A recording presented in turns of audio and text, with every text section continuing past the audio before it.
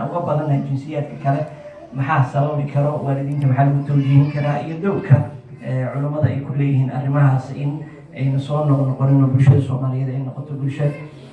u taagan ama ku baraarugsan arrinkan sidii looga hortagi lahaa. أحمده ونصلي وسلم على رسوله الكريم الذي ما ارتجع له بدل يا جوكو مسايشة ما شاء الله لكن هذه أنا فكرتي يكون درو وحول بوحة أسأل متى قويس كلاجها هذي الحب جعيل ماشي إن لقى صغير وحويان خال كيمد جعيلك أما علاقة كل سن كالجعيل كودها دوقيادو حاجة كوم هي هوية عروت أما أبا هي عروت إكسام اللي رتين السوق هذا نو عيال كي نمر كي نقول درينو ميلها عروت الروح ناريو دارس كمان ناس يقول درينو بيبي كسوة بيبي كير كمان دريو كمان كبد دري سحفاية ده ما كي كبد دري سو واحد كتر هذا واو ماش ما تفهم ما ذكر السي واو حتى محبا صوبر تكون مثل هذا معناها يسوق على ديلوكتر كوت عرفت بدل ما كان نايس يعني وحي سكوت ديان إنه لا يحسوا جيتان لكن المهاسي قولي لمركو جوجو وستويش في حالة النوع عسكو سبيه هاي حلقة يا ما تقولي أنا أقول لك وابوغ يا حاجة أو تبغى أما جوابي هو يدي مركب يكون أنت إنه لقى سوق الوحى ويان أولادي وحالة تسير رحمة تينا تكبلا مرك إنه واحد واجب نبوءة إن أينو رحمة يجعل أينو تسينو عروتنا هذه أنت سورتك الشوق وحول به هذه الأخير لقى مقاضي كاس عنو يقول له يحق أنا بيدا يبي مرات سوي استوعب قايس مرة دراسات كلا سميه عيال كلا قاتب بدن كودو وأول يوجد بيننا ذكرين ساسان الله كلي ساسان نقول سميه قلبان نقول خيري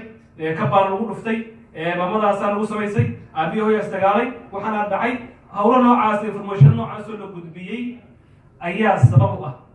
marka hore inagu inaan istoosinaa loo baahay baarka naafiyo ma joogno wadamadii ay wajib uga calaanaysay ama wax ku dhufanaysay ama maartay ay sirtu ma joogno islaamkuna ciyaalka yar yar ma wixii 7 sano ka yar maxaba in lagu wada way ciyaarta loo fasaxo lagu dadaalo si yar degan wax looga dhaadhiciyo kan gacan ilaahay xalad soo insha Allah taala sheekh insha Allah shaqada fi dardorita insha Allah taala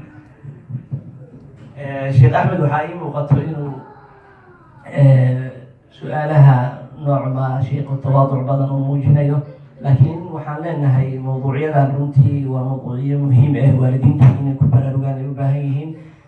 محاضرات كهذا قدام بأيام تبويت عن كجلنا قيب كأهد ووالد كأي مهم تهمش هذا الشيء أحمد وطاطي والدين تهدي أي وبرار في عن أي كم مجيان المها كريمة ذا waxay u badan tahay waalidku inuu awood fiican ilmaha ku yeelanayo waliba mawduuca ayaan tadweed aan xoogga saarna wuxuu ahaa ilmaha roon maxay ilmaha yar inta badan cilad iyo dhib guriga ka dhacay baa laga yaabaa inta badan in loogu soo gabado laakiin ilmaha markay roonaadaan oo 10 sano iyo wixii ka badan la gaaro waxay u badan tahay asagu inuu hadlo ama waaqica marka uu ku sugan yahay waxyaabo badan uu tabanayo uu waayo inay keento marka waxa loo baahan yahay waalidku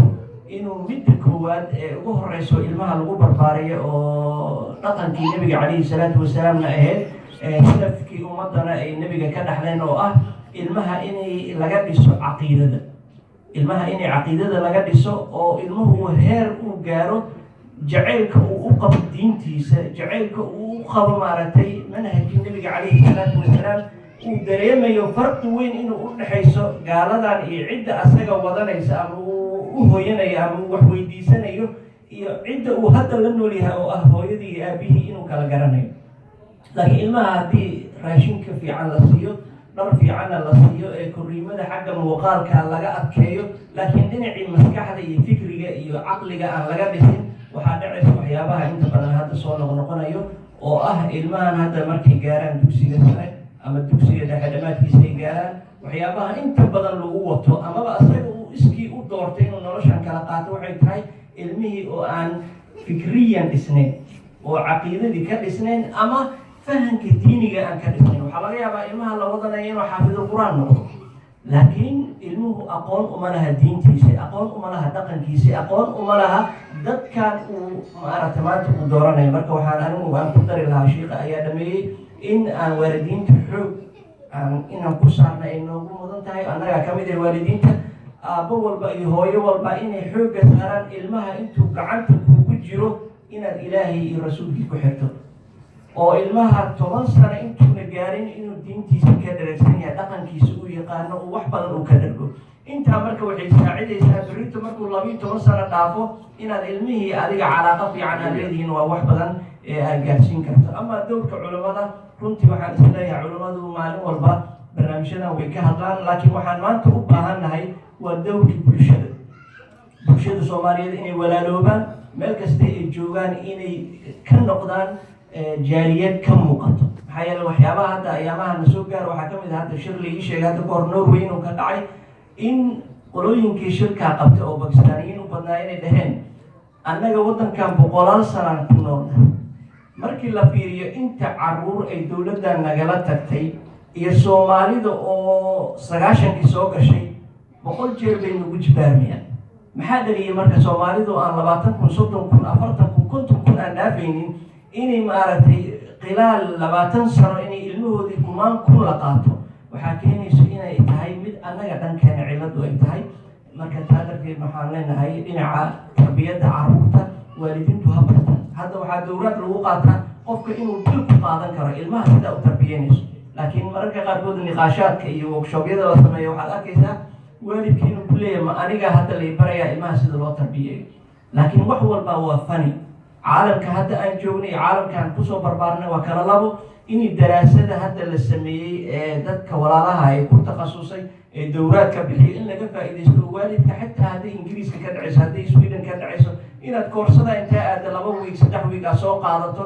aad awood u yeelato markaa gurigaada inaad hogaamiso. maxaa yeelay mithaal yar haddaan ka bixiyo anuu rabo inaan soo koobo, waxaad arkaysaa mararka qaarkood ilmaha oo 5 sano jiro ama 7 sano jiro baybakotiga markuu aado macnaha meelaha ilmaha lagu xanaaneeyo,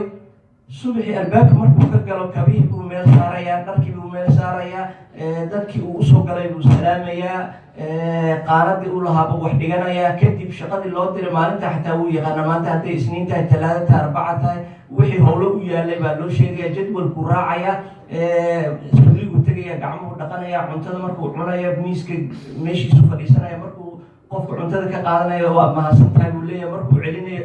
qofku waa nidaamsan yahay. baybakotiga ma ka soo baxay meesha xanaanada gurigi ma yimid, waa fawdo. kabtiguu meel ku tuuraya, maba ahaba waa qof kale cusub. maxaa keenay? labadaa bay-a ayuu ku kala noolyahay. marka waalidku wuu gaarsiin karaa sida uu ilmaha meesha xanaanada ilmaha u ilaalinayo, ilaan caqli iyo maskax uu isticmaalaya oo laga tarbiyeeyey, adna sidoo kale waa gaari kartaa. marka waxaan leenahay in badan 80% annaga ayay noo taallaa aan wax badan ka bedelno, ayadoo ay runtii ay muhiim tahay culimmaduna inay doorkooda qaataan. waana rajaynaynaa biidni illahi alkariim mar walba culimmada inay u taagan yihiin. ilaahayna waxaan weydiisanaynaa subxaanahu watacaala dhammaanteen in uu inaga dhigo gacmo wada jir ayay wax ku gooyaan. wadaadkeenna iyo qofka maaragtay waalidkaa ee aan aqoon badan diinta u lahaynba inaan dhammaanteen u wada istaagno sida aan u badbaadinayn jiilka cusub ee Eurooba ama qarbiga ku dhashay ee ku barbaaray inay wax badan lagu soo kordhiyo, laakiin dhanka tarbiyada ay u quduucayso howlaha inoo yaalo. wabillahi tawfiiq. sala allahu calaa muxamedin wacala aalihi wasaxbihi ajmaciin. mar kale ayaan leenahay sheekheena oo mahadsan tahay. ilaahay subxaana watacaala miisaanka xasanaadka ha kuugu daro. kelimada qiimaha badan ay maanta aad noo soo jeedisay waana kugu soo dhaweynaynaa magaaladan. annagaba martabaan ku nahay, laakiin haddana waan isku soo dhaweynaynaa insha allah. watacaawanu cala albiri wataqwa, inaan khayrkaa isku kaalmeyno. sheekh axmedna waxaan leenahay maanta iyo maalin kaleba insha allah kusoo dhawow markaskeena, waan kusoo dhaweynaynaa. baaraka allah fiikum wabillahi tawfiiq. wasala allahu calaa muxamedin wacala aalihi wasaxbihi ajmaciin.